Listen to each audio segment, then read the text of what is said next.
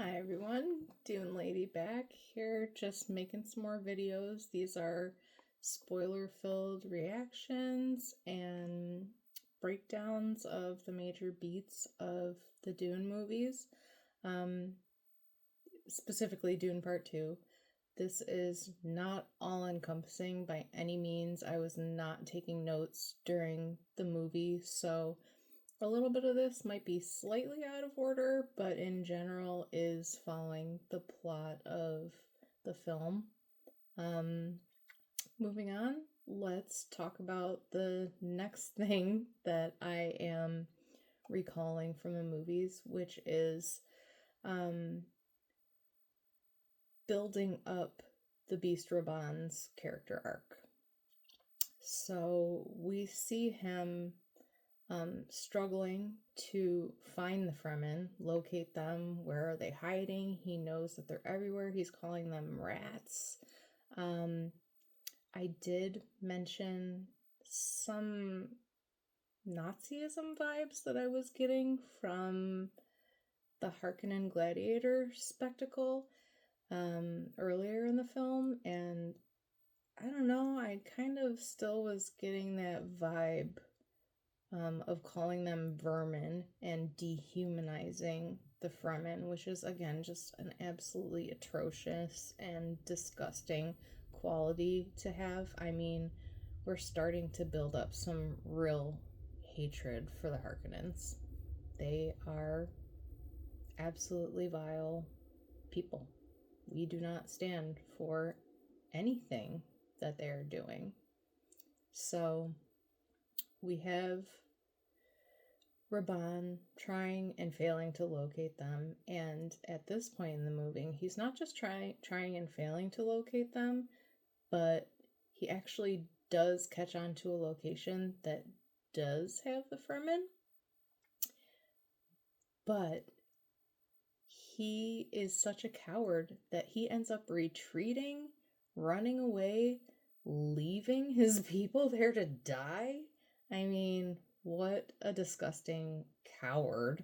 I mean, if you're gonna be a villain, at least be good at it. So he's really showing his true colors here. He is just nasty, and obviously that's not what the Baron wants. So he's kind of starting to get some terror showing through, and Bautista's acting here is incredible. I mean, you're really believing 100% that this is real. You're immersed completely in this movie. It has drawn us all in by this point. I'm sure everybody's gotten a little bit of chills by now. The Hans Zimmer score, and every single character being just so amazing in their performances that we are sold on everything about them. Um, in this scene, when he comes up on where he thinks that the Fremen are hiding, we see these little straws poking up out of the sand, and they have a mechanical aspect to them. They're kind of going back and forth. We don't know exactly what they are.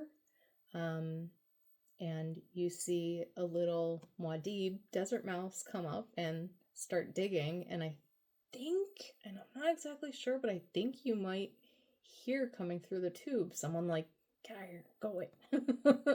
So at that point, I knew that that was a straw and that we were seeing the Fremen from what they did in Dune Part 1, which was hiding in the sand, waiting for their moment to pounce and slaughter the Harkonnens.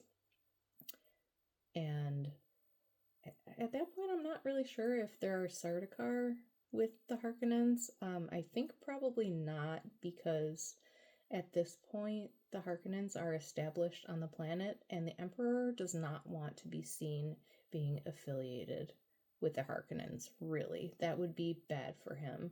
Um, he doesn't want to be seen scheming with them. I think that was like a one-time deal to get the Atreides out of the planet, and as a gift, get the Harkonnens in power on the planet, because the Emperor has his hooks into the Harkonnens and in turn has some power and probably is thinking about I don't know, maybe wedding Irulan to one of the Harkonnens. Not sure. Who knows? Um, Gaius Helen Mohiam certainly has that in store as a possibility. Frances Pugh, who's playing Irulan, is having a discussion with the Reverend Mother at one point, and I think that she does mention Feyd-Rautha, and she's like, Feyd-Rautha? He's insane. What are you talking about? And she's like, I don't know. He might be able to be controlled. We need to feel that out a little bit and see if he really is straight psychotic or if there is a possibility to control him and do our plans within plans thing on him. I did totally forget to mention, lost the thread a little bit earlier, Lady Fenring. She was in the gladiatorial arena, and you see this really powerful, sexy dynamic happening between her and Feyd-Rautha. She's watching him intensely. She is also a Bene Gesserit. She's way more adept than Irulan, so she's in it. She's powerful, and she is scheming along with the Bene Gesserit Sisterhood to figure out how they can have these political machinations. So they're doing, again, the plans within plans thing. And that's when Lady Fenring, upon the Bene Gesserit's urgings, seduces Feyd-Rautha. She's feeling him out. Is he able to be controlled? Because that's ultimately what they want and what they need. That is what they wanted and needed from Jessica and Paul. That's why they wanted a daughter, because they wanted a daughter from Jessica so that they can control her and bring about the Kwisatz Haderach. Because Jessica defied the Sisterhood, she screwed up all their plans, and they're pretty upset with her, but they're trying to gain control of the situation again. So they send Lady Fenring, who actually is married. I'm not going to spoil that book stuff just yet. I'm just going to stick to the story of the film. So you see her in a wing of the castle where the Harkonnens are, and she's scheming. She's talking to Feyd. She is getting a feel for him. Is he able to be sexually manipulated? You have some really, really beautiful shots happening there. I mean, really, they get into like the artistic vibe here. You have eyes, you have those weird fireworks going on outside that start looking like lightning, so you're seeing flashes on their faces. You're getting what seems to be some telepathy, which is not in the books. That's very clear, I think, that they are not mind readers. It's more that they are mentats. They are so good at predicting the future that they know what you're thinking probably before you even think it.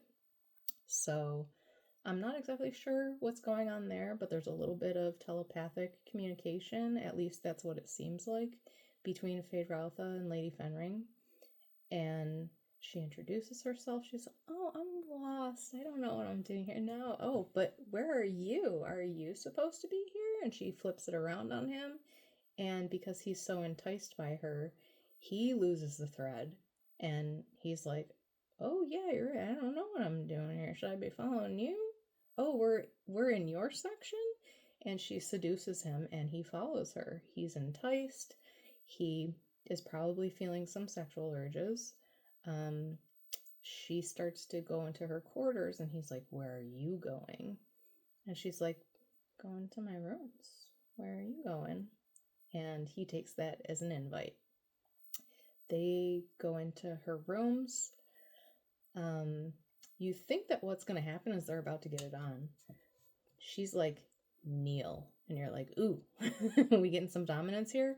I think he seems like the kind of guy who would be into that. So he kneels, and then poof, surprise. I don't think this happens in the books. She's like, put your hand in the box. So she's about to test him. And that lets us know that maybe Feyd-Rautha was also supposed to be a Kwisatz Haderach. Maybe he's on the same level with Paul. So that brings about some really interesting thoughts. So he gets tested, and she's got the Gom Jabbar at his neck, which means if he is testing as not human, she's going to put him down like a dog. So obviously he passes, because we do continue to see him move forward in the story. The beast, Rabban, shows himself as completely incompetent and a coward. And the Baron Harkonnen has no desire to put someone like that in power, so he's already done and over with Rabban. It's over for him. So he brings in Feyd. He is absolutely disgusting, as is what Vladimir Harkonnen likes. He gets off on it. He likes that. He derives pleasure in other people's pain, and so do all of the Harkonnens. So you definitely see that as a trait in Feyd-Rautha.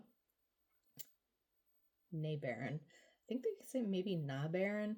I think that was probably coming from the French. I think the nay before something means like not. So almost. So he's almost the Baron, but Vladimir Harkonnen is the Baron, so he's going to inherit that someday. So, moving on from that part in the story. Actually, we're at 12 minutes. I kind of want to keep these clips a little bit shorter, so let's end there for now. I will be back in just a few minutes with some more breakdowns and hot takes on the Dune franchise. I'm trying not to put any book spoilers in here unless it's directly from this part in the books and it adds to the story and helps explain what's going on screen a little bit. Like and subscribe if you can. I am a nobody as far as social media is concerned, so I can't go live on this platform, and I can't share, and I can't monetize. So liking and subscribing and sharing also helps me out and makes me be able to become like a full-blown content creator instead of a nobody spreading my voice into the ether of the internet. I am also on TikTok as Dune Lady. I have much shorter clips over there that you can watch, and those are regarding all kinds of topics on sci-fi and Dune and related properties. I will keep doing that over there, and if you'd like, you can donate to me on PayPal. I am Jackie the Ripper. See you soon.